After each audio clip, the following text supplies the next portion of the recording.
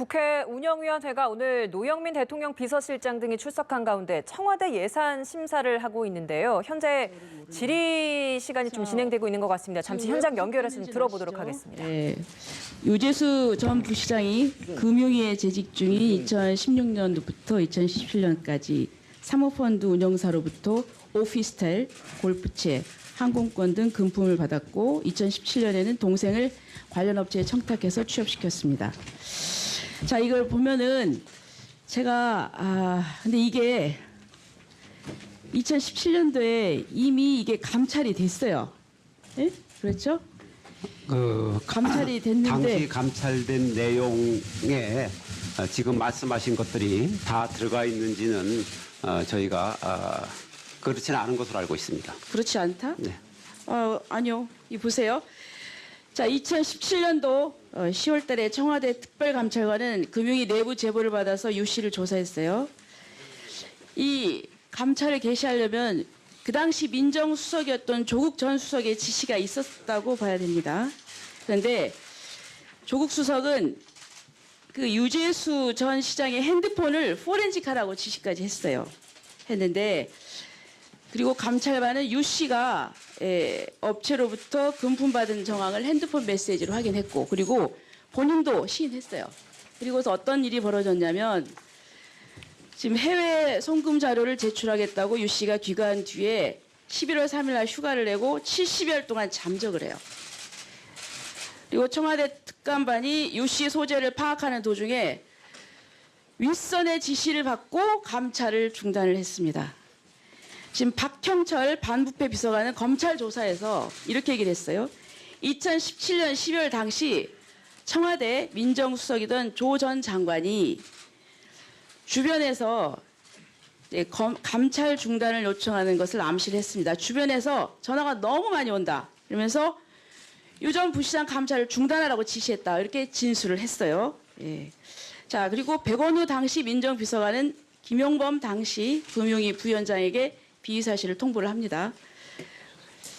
그리고 그런데 통보를 했는데 자, 이런 경우에 통보를 하면 금융위가 유 씨에 대해서 내부적으로 감사를 해야 돼요.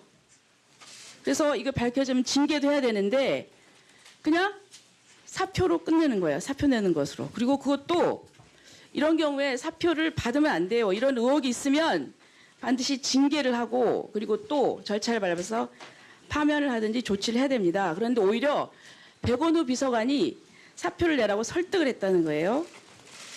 그리고서 사표를 내고 일주일 뒤에 정무위원회 수석 전무위원으로 승진을 해요. 자, 이렇게 문제가 있는 사람을 어떻게 승진을 시킬 수 있습니까? 이건 좀 상식적인 일이 아니잖아요. 그리고 또 조국 PT 좀 띄워줘 보세요. 조국 민정수석이 뭐라고 그랬냐면 운영위원회에서 작년 10월 31일 운영위원회에서 유 전 부시장의 비위첩보를 접수했지만 비위첩보 자체는 근거가 약하다고 봤고 비위와 관계없는 사적인 문제가 나왔다 이렇게 했어요. 자, 그렇지만 본인이 유 씨 핸드폰 포렌식하라고 지시했고 당사자 금품 수수 인정했고 그리고 또 이번에 영장 청구돼가지고 영장이 발부가 됐는데 대부분의 증거가 그 당시 2017년에 특감반이 조사해 놓은 자료예요. 그렇다고 하면은 조국 수석의 지난 운영위 발언은 새빨간 거짓말 아닙니까? 자, 보시고 그리고 또 지금 최종구 전 금융위원장이 뭐라고 그랬느냐면 작년 12월 26일 법사위에서 유 씨가 국회 정무위원회 수석 전무위원으로 간 것에 대해서 재판단으로 추천했다 이랬어요. 그런데 얼마 전에 또 언론 보도에 보면은 더불어민주당 요청에다가 금융위 자체 판단을 더해서 금융위가 추천했다. 이렇게 금융위 전 고위 관계자가 이렇게 얘기를 했다는 겁니다. 저는 이 더불어민주당 이 사람이 누군지 참 궁금합니다. 이 사건을 보면은 이런 사람에 대해서 특감 감찰도 중단시키고 금융위 징계도 막고 아니 거기다가 이런 사람을 승진을 시켰어요. 수석 전문위원으로. 그리고 또 강원도 출신이어서 아무 연고도 없는 부산의 경시장으로 연결이 제가 볼 때는 이 괴물가 있다는 그렇지 않고서는 이게 감찰하다가 말고 그걸로 끝이는 것이 아니라 승계를 시켰어요. 이거 문제 있는 거 아니에요? 자, 저는 이 정부가 국정농단에 대해서 정하는 국민의 촛불 총성으로 탄생한 정부입니다. 그렇다 한다면 도덕성이 가장 큰 장점이라고 생각합니다. 그런데 이런 의혹이 있다고 하면 과연 전 정부가 될 수 있는 것인가? 답변해 주시죠. 네, 답변 드릴까요?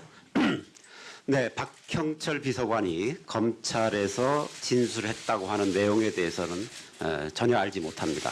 어떻게 진술했는지 알 수도 없는 내용이고 언론 보도 내용에 대해서 저희들이 그것의 진위를 확인할 수 있는 제한된 범위 내에서의 조사한 이후에 일정 정도의 문제점을 확인하고 인사 조치하는 수준에서 정리하는 것으로 정무적 판단을 했다라고 들었습니다. 그 이외에 구체적인 사안에 대해서는 수사 중인 사안에 대해서 언급하는 것이 적절치 않다고 판단하고 있습니다. 그 당시 그 감찰반에서 조사한 자료로 검찰에서 영상 청구하고 있습니다. 그렇지 않은 것으로 알고 있습니다. 그렇지 않다. 네. 그렇지. 당시 감찰반은 수사권이 없었기 때문에 수사할 수가 없었다라는 말씀만 드립니다. 근데 포렌식 아무튼 당시에 드러났던 것은 아주 일정 부분, 아주 좀 많지 않은 부분이었었고 현재 보도되고 있는 것에 대해서는 네, 국회 운영위원회 청와대 예산안 심사를 하는 날인데 현재 지금 김기현 전 울산시장에 대한 하명 수사 의혹 그리고 유재수 전 부산시 경제부시장에 대한 감찰 무마 의혹들이 크게 일다 보니 이와 관련된 운영위원회 의원들의 질의가 있었습니다. 노영민 대통령 비서실장의 답변까지 잠시 좀 다시 들어보고 왔습니다.